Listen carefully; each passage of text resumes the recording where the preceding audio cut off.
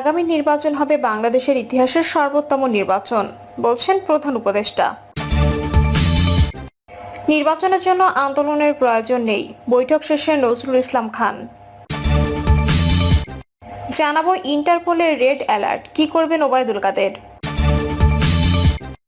Trump, Modi, Xi Jinping এসে কিছু করে দিয়ে যাবে না, বলছেন মির্জা ফখরুল। এবং সর্বশেষ জানাবো আওয়ামী লীগের মিছিল নিয়ে করা বার্তা হাসনাতের। শুনছিলেন সংবাদ শিরোনাম, এবারে বিস্তারিত।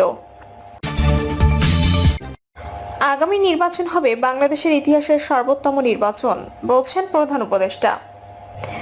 আগামী জাতীয় নির্বাচন অবাধ, সুষ্ঠু ও অংশগ্রহণমূলক হবে বলে মন্তব্য করেছেন প্রধান উপদেষ্টা ডক্টর মোহাম্মদ ইউনূস। তিনি বলেন, সামনের নির্বাচন হবে বাংলাদেশের ইতিহাসের সর্বোত্তম নির্বাচন। এটি দেশের গণতান্ত্রিক যাত্রায় একটি মাইলফলক হিসেবে বিবেচিত হবে। নির্বাচনের জন্য আন্দোলনের প্রয়োজন নেই, বৈঠক শেষে নজরুল ইসলাম খান। বিএনপি স্থায়ী কমিটির সদস্য নজরুল ইসলাম খান বলেছেন, নির্বাচনের দাবিতে আন্দোলনের প্রয়োজন নেই, কারণ এই সরকারকে তো আমরা সমর্থন দিয়ে বসিয়েছি।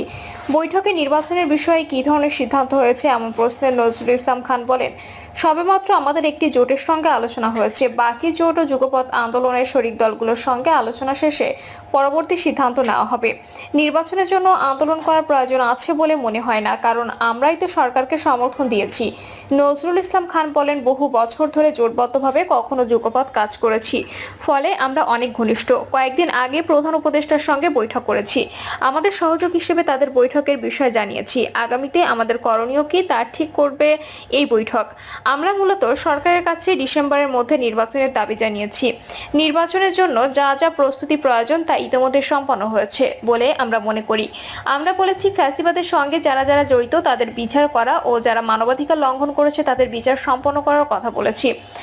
12 দলীয় জোটের প্রধান ও জাতীয় পার্টির চেয়ারম্যান মোস্তফা জামান হায়দার বলেন, প্রধান উপদেষ্টা আগে যে কথা বলেছেন বিএনপির সঙ্গে বৈঠকে একই কথা বলেছেন যে ডিসেম্বর থেকে জুনের মধ্যে নির্বাচন করার আমাদের বক্তব্য, যে তার বক্তব্যের মধ্যে অটুট রয়েছে। এজন্য তাকে স্বাগত জানাই, কিন্তু আমাদের দাবি হচ্ছে ডিসেম্বরের মধ্যে নির্বাচন সম্পন্ন করা। আমাদের জোর দাবি ডিসেম্বরের মধ্যে নির্বাচন দেওয়া সম্ভব। ইন্টারপোলের রেড অ্যালার্ট, কি করবেন ওবায়দুল কাদের। শেখ হাসিনা ও আওয়ামী লীগের সাধারণ সম্পাদক ও সাবেক সেতুমন্ত্রী ওবায়দুল কাদের সহ 12 জনের বিরুদ্ধে রেড নোটিশ জারির জন্য আন্তর্জাতিক পুলিশ সংস্থা ইন্টারপোলের কাছে আবেদন করা হয়েছে। রেড নোটিশ জারি করতে ইন্টারপোলের কাছে পৃথক 3টি ধাপে আবেদন করেছে বাংলাদেশ পুলিশের ন্যাশনাল সেন্ট্রাল ব্যুরো। পুলিশ ও আন্তর্জাতিক অপরাধ ট্রাইব্যুনাল সূত্রে তথ্য জানা গেছে, 2024 সালের জুলাইয়ের গণঅভ্যুত্থানের সময় মুখে দৃঢ় ঘোষণা ছিল পালাবো না, কিন্তু বাস্তবে পরিস্থিতি উত্তপ্ত হতেই সেই কথার কোনো মূল্য রাখেননি ওবায়দুল কাদের। নিজে নিরাপদ আশ্রয়ে পালিয়ে গেলেও ফ্যাসিস্ট হাসিনা নেতৃত্বাধীন দলের অনেক নেতাকর্মীকে ফেলে রেখে গেছেন চরম বিপদের মুখে। আজ তিনি অবস্থান করছেন বিদেশে আরামদায়ক পরিবেশে, আর পেছনে পড়ে আছে তার দলের ছিন্ন ভিন্ন অবস্থা এবং বিচারের মুখোমুখি হওয়া হাজারো কর্মী। এদিকে জুলাইয়ের সেই গণঅভ্যুত্থানের পর আন্তর্জাতিক অঙ্গনেও শুরু হয়েছে আইনি পদক্ষেপ।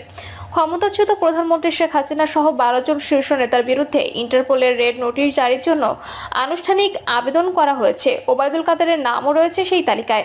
এখন সবার মনে একটাই প্রশ্ন, এইবার কোথায় পালাবেন ওবায়দুল কাদের? আইনের হাত কি এবার তাকে ধরতে পারবে, নাকি আবারও ফসকে যাবেন ইতিহাসের দায় থেকে? ইন্টারপোলের রেড অ্যালার্ট বা রেড নোটিশ হচ্ছে এমন একটি আন্তর্জাতিক সতর্কবার্তা, যার মাধ্যমে কোনো দেশ আন্তর্জাতিক অপরাধে অভিযুক্ত বা পলাতক আসামিকে বিশ্বের অন্যান্য দেশে খুঁজে বের করার জন্য সহযোগিতা চায়।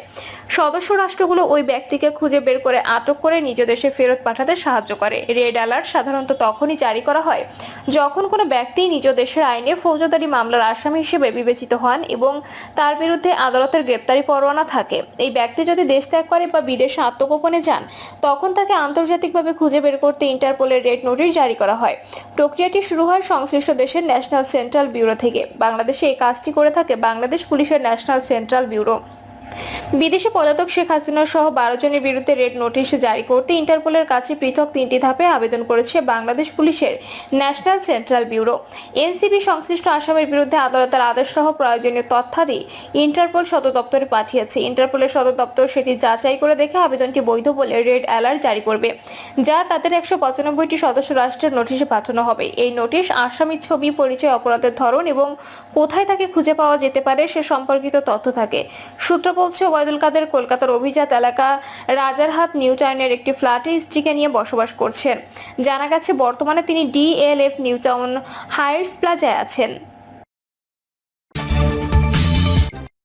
ট্রাম্প, মোদি, শি জিনপিং এসে কিছু করে দিয়ে যাবে না, বলছেন মির্জা ফখরুল। ডোনাল্ড ট্রাম্প, চীনের শি, ভারতের মোদি এসে ধাক্কা দিয়ে কিছু করে যাবে না, যা করার আমাদের করতে হবে বলে মন্তব্য করে বিএনপির মহাসচিব মির্জা ফখরুল ইসলাম আলমগীর। মির্জা ফখরুল ইসলাম আলমগীর বলেছেন, সবাই ঐক্যবদ্ধ হয়েছি, হতেও হবে। যেভাবে গণ অভ্যুত্থানে সবাই এক হয়েছি সেভাবে এক হয়ে কাজ করতে আহ্বান জানাই তারা। মির্জা ফখরুল বলেন, আমি দৃঢ়ভাবে বিশ্বাস করি দেশের পরিস্থিতি ও ভবিষ্যৎ ভালো হবে, খুব ভালো হবে। তিনি বলেন, ডক্টর ইউনূস সাহেবকে দায়িত্ব দেওয়া হয়েছে, তিনি চেষ্টা করেছেন, তাকে ধন্যবাদ জানাই। আশা করি ডক্টর ইউনূস সফল হবেন। আসুন আমরা নিজেরা নিজেদের সাহায্য করি। তিনি আরো বলেন, সবাই এখন ভিন্ন দিকে নজর দিচ্ছেন। মার্কিন যুক্তরাষ্ট্র যে ট্যারিফ দিয়েছে তা দেশের জন্য একটি বিপদে পড়ার মতোই। মার্কিন যুক্তরাষ্ট্রের দেয়া বাড়তি শুল্ক দ্রুত সমাধান করতে না পারলে সমস্যা আরো বাড়বে বলে মন্তব্য করেন। আওয়ামী লীগের মিছিল নিয়ে কড়া বার্তা হাসনাতের। আওয়ামী লীগকে অবশ্যই নিষিদ্ধ করতে হবে, কিন্তু শুধু নিষিদ্ধের দাবি তোলাটা যথেষ্ট নয়। কেন যথেষ্ট নয় সেই শিক্ষা আমাদের হাড়ে হাড়ে হয়েছে। কিভাবে?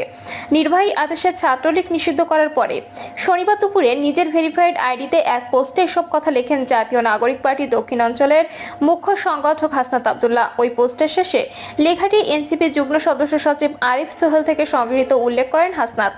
আমরা দেখেছি ছাত্রলীগ সংগঠন হিসেবে নিষিদ্ধ হলেও তাদের নেতাকর্মীরা উন্মুক্ত ঘোরাফেরা করছেন, আওয়ামী লীগের ঝটিকা মিছিলের অংশ নিচ্ছেন। পুলিশ তো কদাচিৎ দু একটা ধরে, বাকিদের ছাত্র জনতা জীবনের ঝুঁকি নিয়ে ধরিয়ে দিলেও 2-1 দিনে জামিন হয়ে যায়। অর্থাৎ শুধু নির্বাহী আদেশে নিষিদ্ধ করে একটা সাইন করা কাগজ ধরিয়ে দিলেই মেনে নেওয়া যাবে না, কিংবা এই সাইন করা কাগজটা আদায় করাটাই এখন প্রধান দাবি জানিয়ে ফেলা যাবে না। কারণ দিন শেষে এই কাগজটা যে একটা ইউজলেস তেনা ছাড়া কিছু না, এটা ছাত্রলীগ নিষিদ্ধের পরে প্রমাণ হয়ে গেছে। বরং জুলাই গণহত্যাকারী ছাত্রলীগ সহ আওয়ামী লীগের সব অঙ্গ সংগঠনের নেতাকর্মীদের গ্রেপ্তার ও বিচারের দাবিকে প্রধান দাবি করে তুলতে হবে। আপনাদের কি মনে হয় বিচার ঠিকঠাক হইলে আওয়ামী লীগ সহ তার অঙ্গ সংগঠন লিগ্যাল থাকতে পারবে? ইম্পসিবল। বরং দ্বিতীয় বিশ্বযুদ্ধের পরে নুরেমবার্গ ট্রায়ালে যেভাবে সংগঠক হিসেবে অপকর্মের দায়ে ন্যাৎসি পার্টি নিষিদ্ধ হয়েছিল, ঠিক সেইভাবে সংগঠন হিসেবে আওয়ামী লীগ সহ সব লীগ নিষিদ্ধ হবে প্রমাণিত ও পরীক্ষিত বিচারিক রায়। হ্যাঁ, তবে একটা কাগজ লাগবে, সেটা হচ্ছে বিচার কমপ্লিট না হওয়ার আগ পর্যন্ত আওয়ামী লীগ ও তার অঙ্গ সংগঠনের প্রকাশ্য অপ্রকাশ্য রাজনৈতিক কর্মকাণ্ডে নিষেধাজ্ঞা জারি, এটা আদায় করতে হবে। তাহলে এভাবে মিছিল দিয়ে বেড়াতে পারবে না। পূর্ববর্তী ভুল থেকে শিক্ষা নিয়ে এবার চূড়ান্ত আওয়ামী ফ্যাসিজম বিরোধী জাতীয় আন্দোলন গড়ে তুলতে হবে এবং আওয়ামী ফ্যাসিজমের সব রাজনৈতিক, সাংস্কৃতিক, অর্থনৈতিক ও সামাজিক ভিত্তি ধ্বংস করে বাংলাদেশে বে-আওয়ামীকরণ করতে হবে, যেভাবে দ্বিতীয় বিশ্বযুদ্ধের পরে ডিনাজিফিকেশন করা হয়েছিল। প্রিয় দর্শক, এই ছিল এখনকার সর্বশেষ সংবাদ। আপডেট সব সংবাদ পেতে চ্যানেলটি সাবস্ক্রাইব করে বেল আইকনটি ক্লিক করে রাখুন।